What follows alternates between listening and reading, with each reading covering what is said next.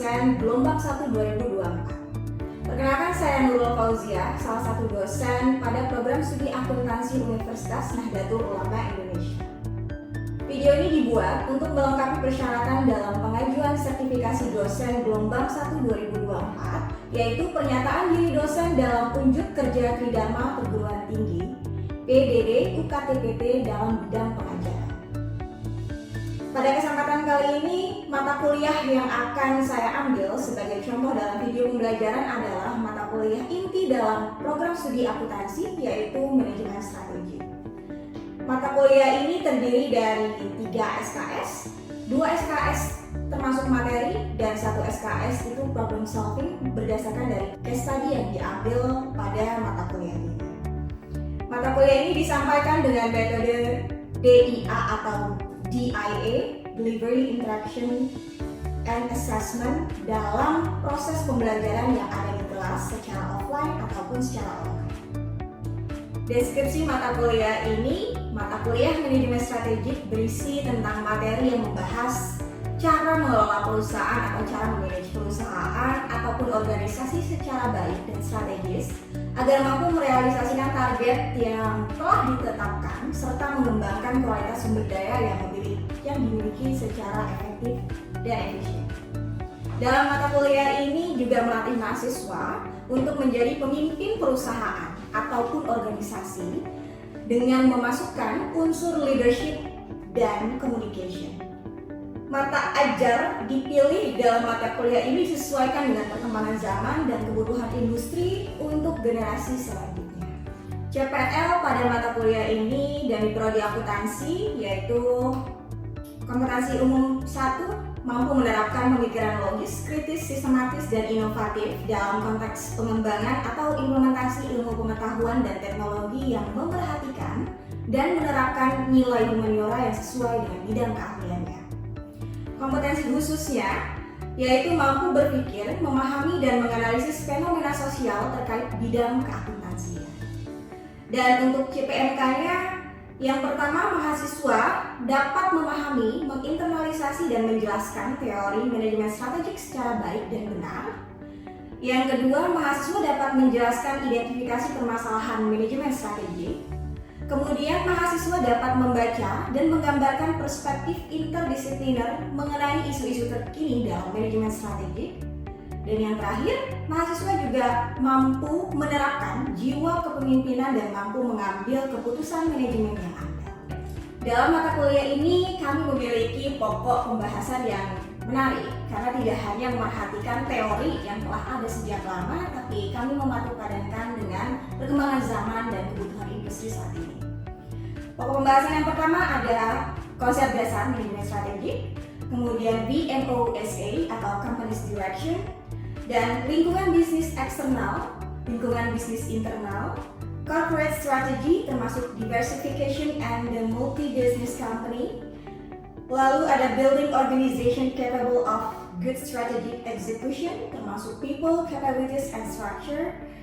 Lalu implementasi strategi dalam bidang akuntansi dan keuangan, implementasi strategi dalam bidang manajemen dan penelitian dan perkembangan, review artikel terkait dengan manajemen strategik yang ada saat ini baik di Indonesia ataupun di luar, dan isu lain manajemen strategis seperti ethics, company social responsibility atau dikenal dengan CSR, environmental sustainability and strategy. Dan yang terakhir ada corporate culture and leadership. Lalu referensi yang kami gunakan dalam mata kuliah manajemen strategik ada cukup banyak. Yang pertama adalah karya saya sendiri, yaitu buku manajemen strategik yang diterbitkan di Unisya Press. Buku ini bisa diakses bukan hanya oleh mahasiswa Unisya, tapi bisa diperjualbelikan oleh masyarakat umum, khususnya mahasiswa yang berasal dari universitas lain. Lalu ada buku dari Thompson et al, Crafting and Executing Strategy, buku Kaplan and Martin tentang The Strategy Focused Company, khususnya tentang ESG, scorecard. Kemudian ada buku dari Dixit, Sketche et al tentang Games of Strategy. Dan pendukung dari referensi yang digunakan dalam Mata kuliah ini cukup banyak, yaitu isu terkini dalam dunia perakuntansian. Kita ambil dari artikel ilmiah, khususnya yang berasal dari mancanegara atau internasional dan yang berasal dari Indonesia. Kemudian dari website milik dosen pribadi, yaitu www.nurulfauziah.com. Materi bisa diakses nanti di sini. Kemudian ada video pembelajaran asynchronous learning yang juga berasal dari channel YouTube milik dosen, yaitu Educator Milenial. Semua materi bisa diakses dan dipelajari secara berulang kali pada channel YouTube ini. Pada mata kuliah ini, aspek penilaiannya terdiri dari beberapa poin. Yang paling tinggi memang berasal dari UAS dengan persentase 40%. Kemudian dilanjut yang terbesar adalah UTS, yaitu 25%. Dan yang lainnya dibagi kepada presensi kehadiran 15%, tugas individu dan keaktifan 10%, serta tugas kelompok berasal dari case study dan lainnya itu 10%. Untuk metode yang digunakan dalam mata kuliah ini ada discovery learning, kemudian ada presentasi kelompok, ada case study, ada games, dan juga problem based learning.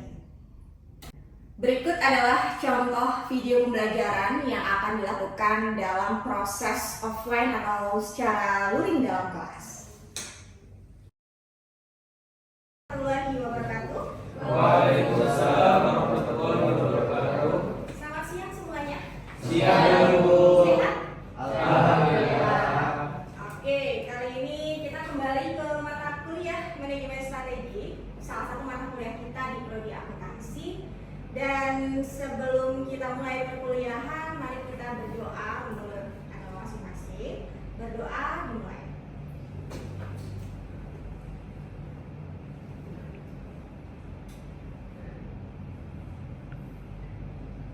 Oke, untuk presensi silahkan kalian langsung saja ya masuk ke si akad kita. Kalian bisa langsung klik dan atas scan barcode dari HP masing-masing untuk perkuliahan kali ini.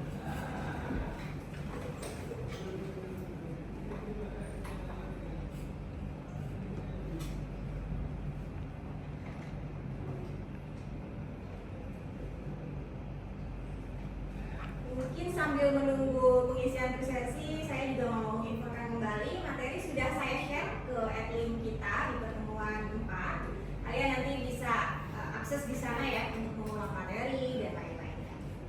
Sudah semua? Sudah, Bu. Oke, terima kasih. Lalu kita mulai saja nih ke materi kali ini. Kita akan masuk ke chapter 4 atau bab 4, yaitu analisis lingkungan bisnis eksternal.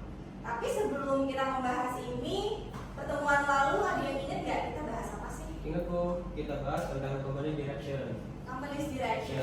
Ya, company's direction itu kita sudah tahu ya gimana visinya perusahaan, misinya perusahaan, terus Tujuan perusahaan. tujuan perusahaan, sampai action Strategi. plan dan strateginya dari perusahaan.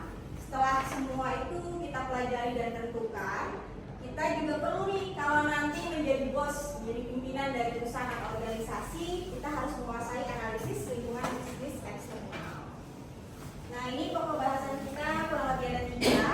Ada business environment, ada analisis factor, kemudian stakeholders analysis atau analisis pemangku kepentingan. Sub CPM-nya adalah mahasiswa mampu menjelaskan lingkungan bisnis eksternal dengan metode pembelajaran kita discovery learning. Ada case study-nya, nanti kalian setelah kita diskusi, kalian dibentuk menjadi tim untuk memecahkan case study yang saya berikan terkait analisis lingkungan eksternal. Nah, ini referensi yang digunakan. Yang pertama adalah buku yang saya karang sendiri tentang manajemen strategis. Lalu ada buku dari Thomson Errol dan Dixit dan kasus-kasus yang case-nya terkait dengan mata kuliah kita. Masuk deh ke materi pastel. Pastel itu adalah salah satu alat yang bisa digunakan untuk kita menganalisis lingkungan bisnis eksternal perusahaan. Kenapa sih kita harus bahas analisis lingkungan bisnis eksternal terlebih dahulu sebelum kita bahas analisis lingkungan bisnis internal? Kenapa? Karena kita harus tahu dulu hal-hal yang berasal dari luar, ya enggak? Kalau eksternal itu kan asalnya dari luar, dan potensi kita mengendalikannya jauh lebih sulit dibandingkan dengan yang berasal dari internal.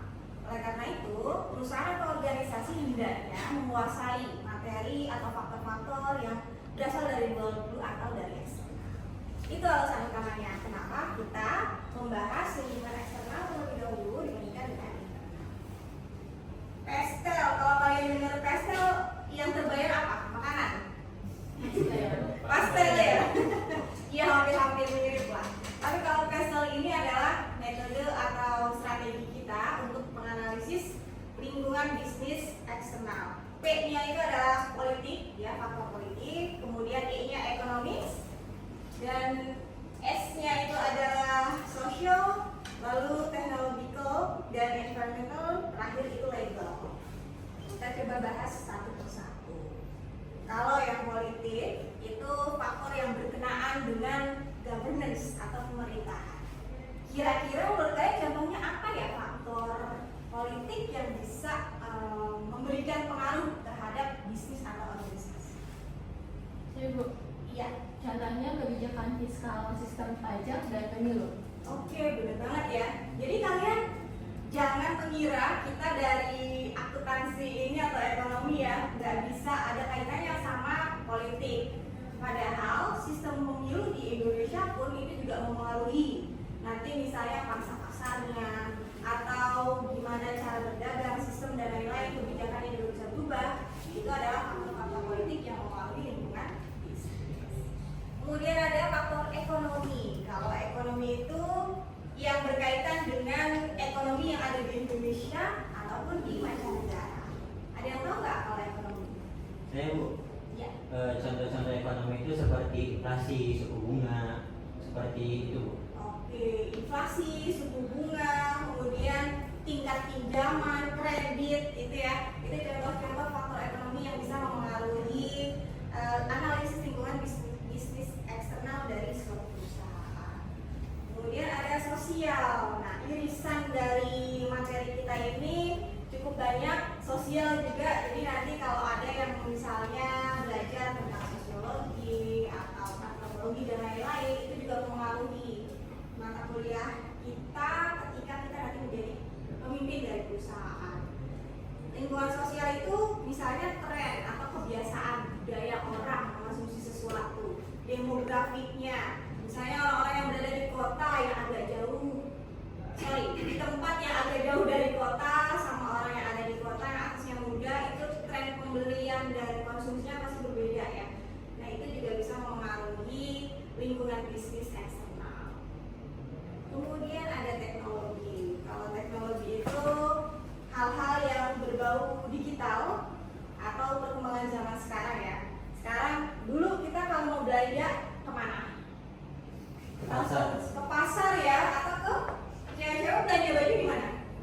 Di mall. Dulu kayak gitu. Kalau sekarang langsung aja kemana? Di online. Online. Bisa di rumah. Di rumah langsung. Bisa di mana tuh? Marketplace ada apa aja ya sekarang? Semua. Ada apa marketplace? Kalian kalau belanja di mana? Shopee, Shopee, lalu Tokopedia, Tokopedia, Lazada. Lazada. Kalau cowok lebih suka di mana? TikTok ya? Kalau cowok trennya di mana sih belanjanya lebih banyak? Rasanya di TikTok Shop, Bu. Di TikTok Shop. Iya. Lebih murah ya? Iya. Oke. Kalau cewek-cewek masih Shopee masih banyak juga ya. Ya. Shopee, kemudian TikTok Shop dan lain-lain. Itu adalah faktor teknologi yang mempengaruhi juga lingkungan bisnis. Dan ada lingkungan atau environment, itu juga mempengaruhi seperti iklim, cuaca, kondisi geografis, serta lain-lainnya. Misalnya tukang es, kalau kita bisnisnya bisnis minuman dingin, itu kalau dijual di musim hujan gimana? Laku nggak? Ya, pasti pemasukannya lebih sedikit atau bahkan rugi ya, karena yang beli juga tidak banyak. Nah itu menjadi pertimbangan-pertimbangan atau faktor yang mempengaruhi lingkungan bisnis. Ada iklim, cuaca, dan lain-lain.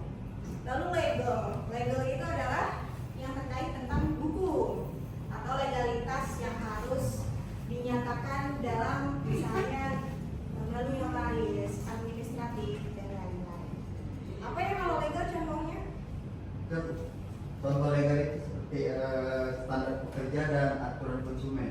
Iya, aturan konsumen. Kita tidak, kalau kitanya produsen nggak boleh tuh ya kita menipu. Ada yang jual kosmetik ternyata bahannya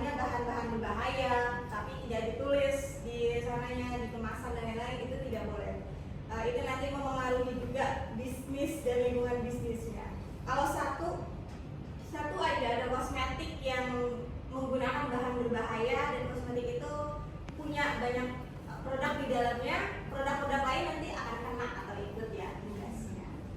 Nah itu kurang lebih tentang analisis Prestel. Ini beberapa pertanyaan yang bisa diajukan kalau nanti kita ingin melakukan analisis Prestel. Oke, selain itu kita juga bisa melakukan analisis pemangku kepentingan atau stakeholders analysis. Ada yang pernah mendengar analisis SWOT? SWOT? Pernah ya? Nah, analisis SWOT itu paling sering digunakan untuk kita menganalisis suatu perusahaan atau organisasi, bukan hanya bisnis tapi juga lingkungan lainnya. Nah, si analisis pemangku kepentingan stakeholders juga menggunakan analisis SWOT. Tapi nanti akan ada analisis lanjutan yang lebih dalam. Misalnya kita melihat gimana assessment dari stakeholdersnya, kemudian ada scoring dan ranking serta lain-lainnya. Seperti ini contohnya, kita bisa melihat kebutuhan dari stakeholders itu apa sebelah sini ya. Kemudian kita bisa melihat list key player atau pemasok dari bahan-bahan yang kita gunakan untuk produksi serta lain-lainnya. Oke, kurang lebih itu materi kita tentang analisis lingkungan bisnis eksternal. Tapi ada baiknya nih kita mematangkan pemahaman dengan cara case study. Saya akan memberikan contoh analisis Prestel di Gojek. Tahu Gojek nggak? Tahu. Apa sih Gojek itu? Platform ojek online. Platform ojek online, betul. Dia paling pertama ya di Indonesia ya. Iya, Bu. Pelopor. Sekarang banyak tuh yang ngikutin kayak apa? Maxim, Gojek, Driver, Grab ya, Grab. dan lain-lain. Nah, karena Gojek yang paling pertama atau pelopor, makanya saya pilih di sini untuk nanti kita lihat mereka melakukan analisis Prestelnya itu seperti apa. Oke, silakan kita bagi diskusi kelompok. Mungkin ada 4 kelompok ya.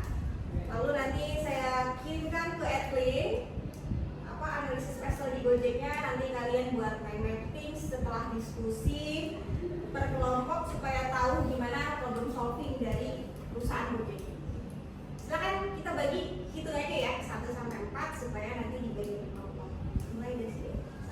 1, 2, 3, 1, 2, 3, 4. 1, 2, 3, 4, 1, 2. Oke, kelompok 1 silakan di sebelah sini berkumpul. 2, 3, dan Oke, materi sudah saya share ke Edwin, kalian bisa akses di sana. Jadi silakan per kelompok diskusi ya. Gimana analisis kasus dari Prestel di Gojek? Silakan.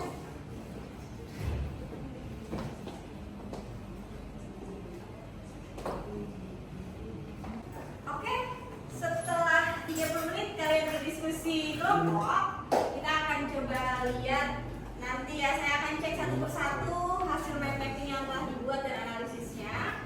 Nah, sekarang adakah yang ingin menyampaikan point of view-nya? Oke, silakan. Baik, Bu. Dari hasil diskusi kami selama 30 menit ini, pada hematnya, analisis Prestel yang bisa diterapkan pada Gojek ini, jika ditinjau dari sisi politiknya, itu setidaknya kita punya ada 3 hal. Yang pertama itu ada tentang lingkungan regulasi, di mana Gojek itu beroperasi nggak cuma di Indonesia, tapi juga ada di Thailand misalnya. Ya, jadi ada kecenderungan ketika ada gerakan politik di Asia Tenggara yang punya impact yang hebat, tentu akan berdampak pada stabilitas Gojek ini. Terus juga ada misalnya hubungan dengan pemerintah, baik itu pemerintah domestik maupun pemerintah di Thailand misalnya.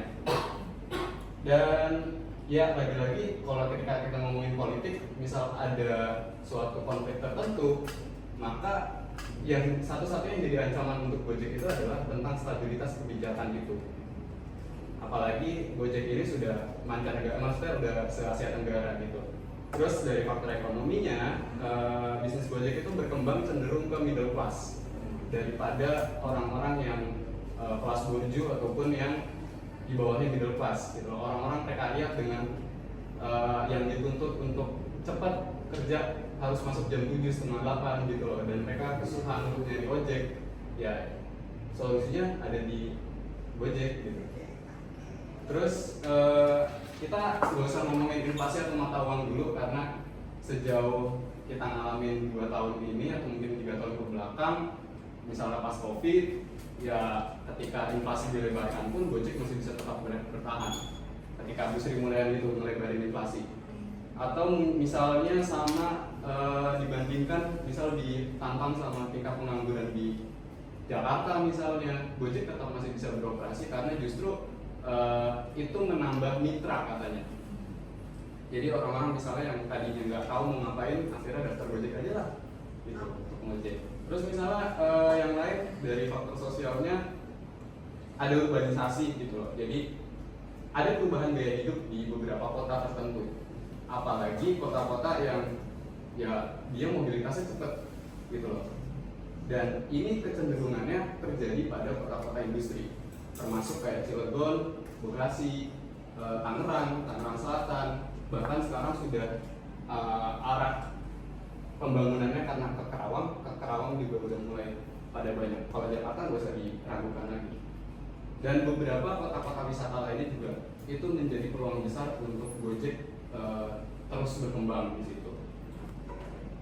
Terus di faktor teknologinya, ya Gojek sudah berbasis perangkat lunak gitu, dan keamanan datanya juga mungkin perlu ditingkatkan ya, karena untuk beberapa transaksi itu kita diharuskan untuk memverifikasi ID kita dengan KTP, identitas. Jadi Gojek juga perlu untuk memastikan infrastruktur digital mereka ini mapan sebelum mereka itu berani untuk memberikan layanan-layanan yang lebih jauh gitu. Karena kan kita tahu Gojek itu nggak cuma ojek doang, ada mobilnya juga, ada GoFoodnya juga, bahkan sekarang udah bisa beli tiket kereta ya kan? Banyak ya? Iya, ada banyak banget servisnya gitu loh, mau kirim barang bisa. Maka yang jadi masalah itu adalah lagi-lagi keamanan data customer dan juga mitra-mitra yang bekerja sama. Terus dari faktor lingkungannya, tentang perubahan iklim, kayaknya sih Gojek ini cenderung ramah lingkungan, tapi kalau mitranya kebanyakan dia juga kontributif terhadap polusi udara. Setidaknya itu. Tapi kalau misalnya musim hujan, customer males untuk pesan Gojek. Pakainya yang mobil ya? Pakainya yang mobil. Untuk faktor hukumnya, legalitasnya, paling beberapa hal yang perlu digarisbawahi itu, contohnya itu ya tentu kepatuhan terhadap hukum-hukum lokal yang berlaku, kayak misalnya UU ITE, transaksi elektronik, atau misalnya ada satu hal yang menurut saya ini luput dari orang-orang, tentang hak kekayaan intelektual. Gojek itu public service yang dia itu harus memiliki legalitas bahwa dia itu punya hak milik gitu loh. Meskipun dia dipakai banyak orang, tapi enggak dong, dia itu dimiliki sama seseorang. Nah itu, jadi orang-orang nggak ngeh tentang legalitas kepemilikan ini. Kira-kira itu. Oke, itu tepuk tangan dong. Kita menunjukkan ke-6 faktor dari analisis bisnis eksternal menggunakan PSL. Baiklah, sekian materi kali ini. Kelas kita sudah sangat luar biasa ya hari ini, pada aktif semuanya. Kemudian diskusinya tadi saya sudah cek, mind mappingnya juga bagus, hasil analisisnya juga kalian sudah menguasai ya materi kita kali ini. Dan sebelum benar-benar ditutup, adakah yang bersedia untuk menyimpulkan? Ya, silakan. Izin menyimpulkan, Bu. Silakan. Jadi menurut pendapat saya dari mata kuliah manajemen strategis ini, dapat saya ambil kesimpulan analisis lingkungan bisnis eksternal ini lebih dahulu dipelajari dibandingkan dengan analisis lingkungan bisnis internal. Jadi karena cenderung berasal dari faktor-faktor yang lebih sulit, tidak bisa dikendalikan, analisis lingkungan bisnis eksternal dapat dikendalikan antara lain analisis PSL dan analisis kepentingan, Bu. Mungkin itu, Bu, kesimpulan dari saya, Bu. Oke, terima kasih atas kesimpulannya. Betul ya, hari ini kita sudah mempelajari analisis bisnis eksternal yang bisa kita hitung atau kita tentukan dengan menggunakan salah satunya analisis PSL. Kemudian tadi analisis stakeholders ya, kepentingan dari pemangku kepentingan strategi analisis pemangku kepentingan. Oke, next chapter kita akan mempelajari tentang analisis lingkungan bisnis internal. Jadi berkaitan ya antara materi kali ini dengan materi yang besok. Sehingga saya harapkan untuk teman-teman di sini juga telah mempelajari materinya dulu sebelum besok kita mulai kelas berikutnya. Setuju? Setuju. Terima kasih untuk hari ini. Jangan lupa kita juga berdoa dulu. Semoga apa yang kita pelajari bisa bermanfaat. Berdoa mulai.